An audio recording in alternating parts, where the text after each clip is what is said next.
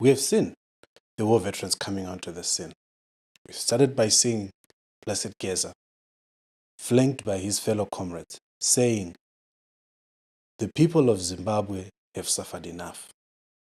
The people of Zimbabwe are currently suffering.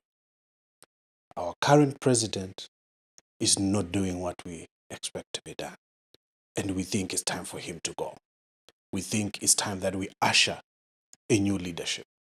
It doesn't really get into who is that leadership that we want to usher. Then we saw from there, a second time he came again, and within ZANU PF, we have seen fellow comrades of Comrade Geza now saying, no. This is not the case. We are here for President Emerson Munangagwa to continue until 2030. Vanufanonge vachipo. He's not going anywhere. Comrade Geza then says, we have a constitution and there are intentions for us to defecate this constitution. And we are not going to allow that to happen. And then we see Vama here and the others, the fellow comrades within ZANU PF and in the leadership of the country, saying a constitution is our own document. It's a document that we can tear apart at any time.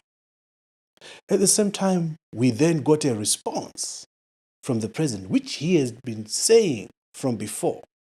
And we did a video about that where he's saying, I am a constitutionalist. When my time to go comes, I'm going to go. So these are all war veterans we're talking about. And this is where we hear, of course, let us not omit the fact that the deputy president spoke about Gananda and the ills that we are currently facing in our country. And saying we cannot continue to let this happen as it is. So, with all these different factions coming together, with the response that was then given by the president, and then we saw military tanks roaming in the streets of Harare in Zimbabwe. And then we saw that Blessed Geza is needed by the police. We saw that his wife is being taken for questioning, being represented by Beatrice Mtetwa and the others. We saw the journalists that had been publishing Comrade Geza in all these conversations and everything that they were presenting, Blessed Mhlanga, being also called in for questioning. So the question that is in many of us is, in whose side are the war veterans? Which side are they in this war situation? Why is that question important? Because if we look at all the pinnacle changes that have happened in our country, starting from making the country ungovernable in the 70s to get to the independence, the 80s, the mid-80s, the fights that we had in the country, people being killed. The 90s came, them getting monies from the government. The early 2000s and late 90s, the taking of the land. Everything involved the war veterans. 2008, they were involved. They were involved in 2017, in 2018. They're involved today in the situation that we sit with. And the question that most Zimbabweans are asking is, whose side are the war veterans? I think to dissect this, we need to start from where do war veterans come from. These are men and women, boys and girls, who made a decision in their teenage, in their early 20s, at a young age to say, we cannot tolerate the way this country is being run. Our fathers and our mothers have suffered enough. And for that reason, we are prepared to pay the ultimate sacrifice, which is death. we are prepared for to lose our own lives. We are prepared for anything that will come. Why? Because we are tired. They ran away from home. They leave their parents being questioned by the police, by the regime. And a lot of parents were killed to make an example to other parents that they don't allow their children to go to Mozambique, to go to Tanzania, to go to Yugoslavia or Russia. All this that is happening is dealing and creating this person that we call a war veteran today. But the question is, when they're making a decision to walk tens or hundreds of kilometers to go into training, to come back to liberate their country,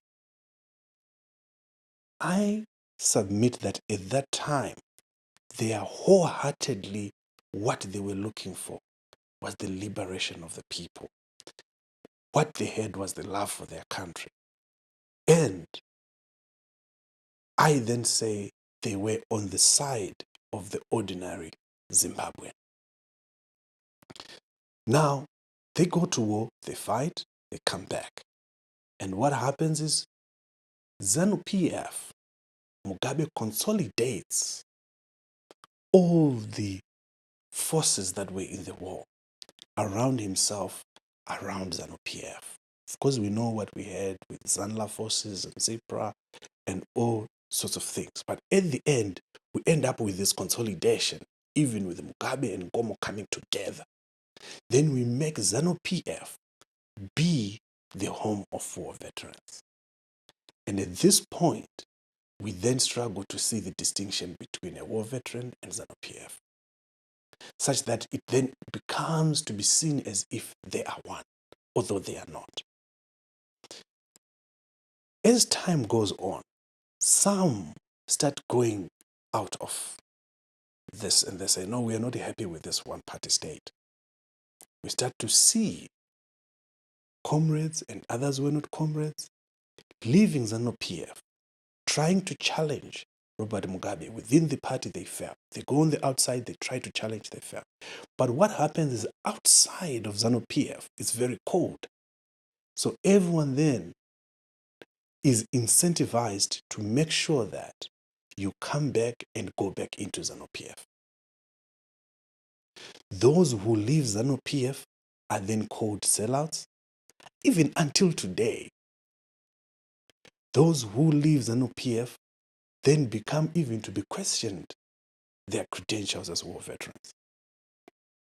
Now, I would like to also submit that it is upon each and every Zimbabwean to acknowledge who war veterans are and the fact that these are people who went to fight for the country, liberated the country, and when they came back, they just became part of our society. And as part of our society, we need to create homes for them in many different places. Should one leave ZANU PF, they're still a war veteran. Should they stay within ZANU PF, they're still war veteran. They exist in the same society with everyone. So when we look at what is happening today, it is therefore that we need to think about when we say whose side are they on, we need to define them. And defining them is to say these are people who fought for this country, who brought independence, who sacrificed their own lives for us to be where we are. Why do they do it? For the best interest of every Zimbabwean. And for that reason, they are on the side of Zimbabweans. Which Zimbabweans create a home for them becomes the tricky bit.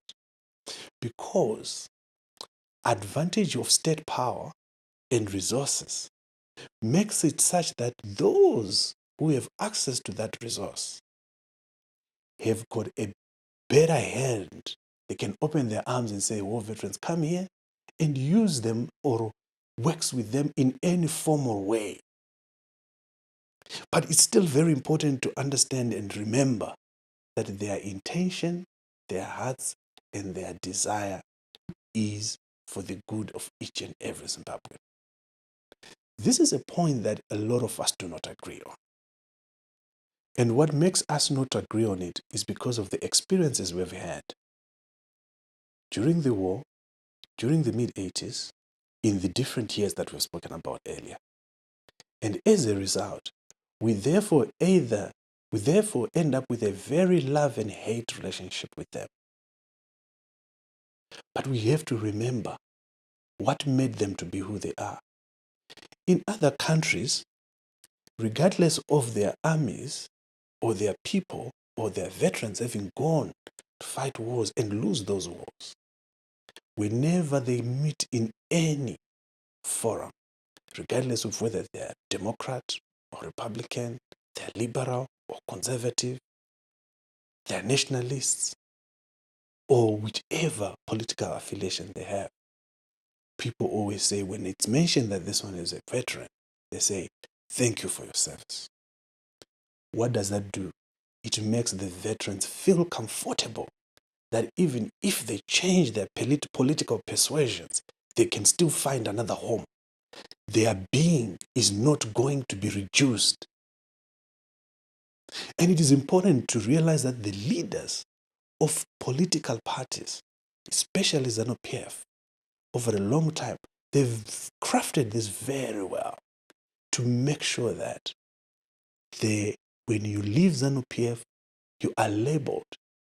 You are no longer part of it. The moment you leave ZANU PF, there's a question of whether you're a war veteran or not.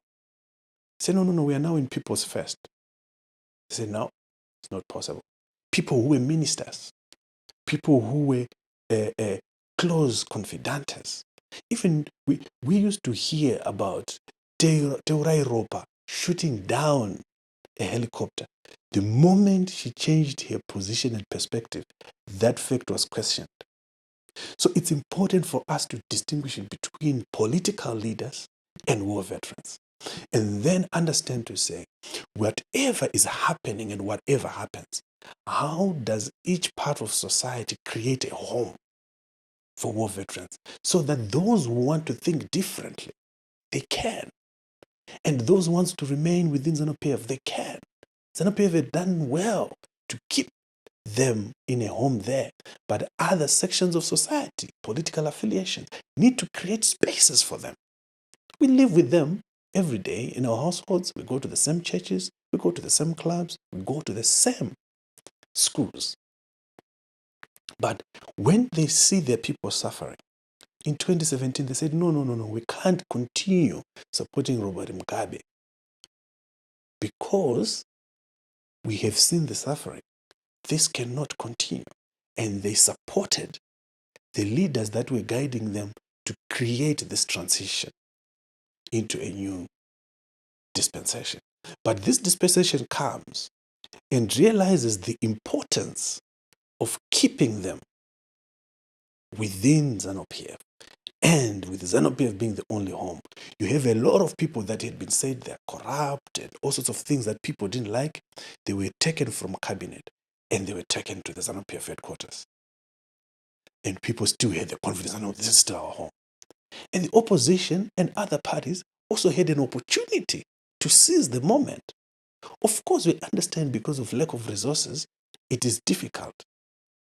But it is important to actually understand that difference of what is an OPF and what is a war veteran. What is the difference between the leadership of the army or the leadership of political parties and the veterans, the people that fought their lives for the people of Zimbabwe? I understand there is very different views about it. A lot of us are at diametrically opposite perspectives about this matter. But I would like to hear your opinions. I'd also like to hear what your thoughts are and understanding of the situation. And then using these tools of analysis and then say, how do we position ourselves, or how do I position myself as a Zimbabwean under the current circumstances and what we are dealing with?